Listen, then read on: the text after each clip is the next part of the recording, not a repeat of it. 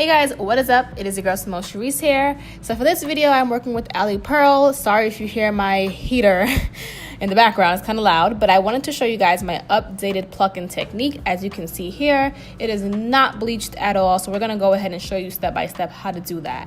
This is how inside of the wig looks. I like to always show you guys that, just so that you guys know for your own knowledge. So to get started, I'm going to be using the BW2 powder as usual and 40 developer. Usually I use 30, but because I want this process to go a little bit quicker, I'm going to go ahead and use this because I've been using that lately. I'm going to do 2 full scoops of the BW2 powder, okay? 2 full scoops.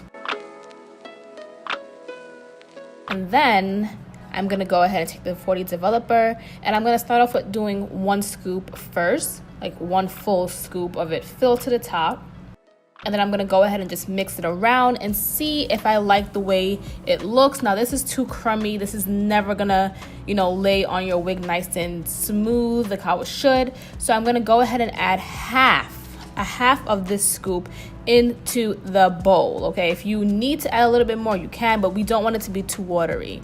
Now, if it's too watery, it's going to seep through. It's going to bleach the roots of the hair. So you're going to have blonde roots and black hair. We don't want that. It should be the consistency of toothpaste, as you can see. Okay, so this is perfect. It's nice. It's thick enough but not too thin. You know what I'm saying? So next, I'm going to go ahead and just hold the wig. I like to, use my thumb, pointer, and my middle finger and just kind of hold it in a nice sturdy position.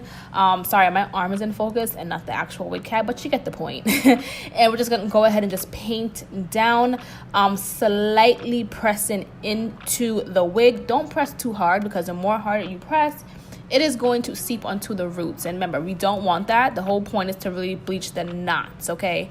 Now with 40 developer, you have to watch this, okay? This is not something that you can just literally sit there and walk away. With 30 developer, sometimes with some wigs, you might need 15 minutes or 20 minutes, depending on how good the quality of the wig is. With 40, you pretty much only need 10 minutes, okay? Or less, depending on the knots and how quick they bleach, okay? So if you're not familiar with bleaching, then definitely check out my older tutorial where I am using 30 developer and I'm explaining thoroughly. But again, this is my updated technique and I am using 40 developer, so it works so much more quicker, but you have to be careful. This stuff can change within seconds, and again, you don't want to cause harm or damage to your wig, or not even harm or damage. You don't want to create more of a mess than what you're really trying to do, okay? Because then you'll have to go back and paint the roots and it's a whole hot mess after that. So now I'm going to go ahead and shampoo this wig. Now when you're bleaching the knots, guys, make sure you shampoo the heck out of the wig.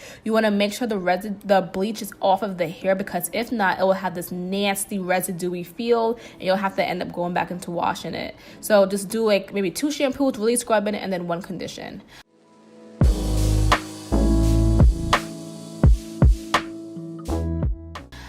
Now I'm gonna go ahead and just pluck the wig. This is the side that is plucked. And honestly, I'm using mousse for this wig because I ran out of setting foam, and I did this part nice and plucked. Now I have an updated plucking technique video that you guys might like. If you do want to see that, that's how I ended up plucking. I use the same exact method and technique for plucking this wig. So definitely check that out. But I kept it really simple. I didn't want to take out too much hair. So I only really plucked just a small natural amount, and then I did some baby hairs, and then you're gonna see me on the other side just like, plucking a little bit more. So this is the end result of the, what is this, the left side? The left side. Now I'm gonna go ahead and just show you guys a quick sped up version of me doing the right side.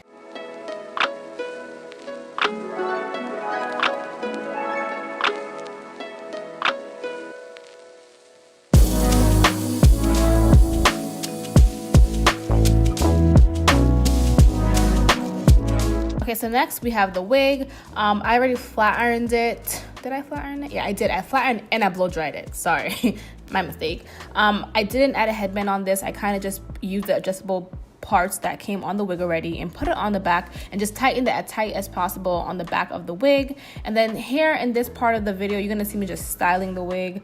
I did use mousse. Again, use setting foam because sometimes mousse can be a little bit too firm depending on which brand that you have. So if you don't have a brand that has extra hold, then definitely use it in place of setting foam. But if you have one that really makes your hair crunchy, maybe don't use that. Find another alternative, which would be setting foam.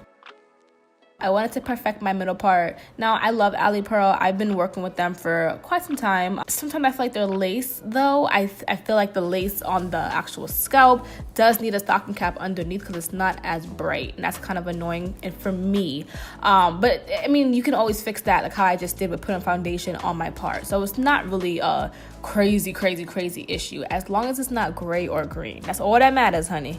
Okay, so here I am, put on a stocking cap. You guys know I hate a stocking cap, so for me to even be doing this right now is a miracle. But I don't mind it if it's like this. I just hate gluing it, molding it, and all that crap. So if you were to do this properly, you can see that's how it would look underneath, but I'm not gonna be doing a side part, so I wasn't really focused on that.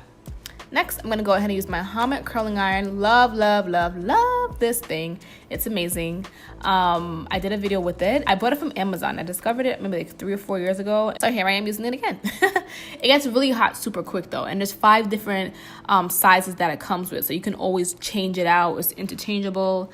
And yeah, I was loving the silkiness of this hair. Like, it was a different kind of silk. I didn't dye it jet black or anything like that. Fun fact, for the parts that are like just not being as flat, I just put hairspray on it and just really pressed it down and just added a little bit more of the foundation onto my scalp. I'm not gonna lie, I was highly impressed. I was actually really impressed by this entire wig. The fact that I literally had somewhere to go after I recorded this video and did this entire thing, including blow drying it. I hate blow drying wigs.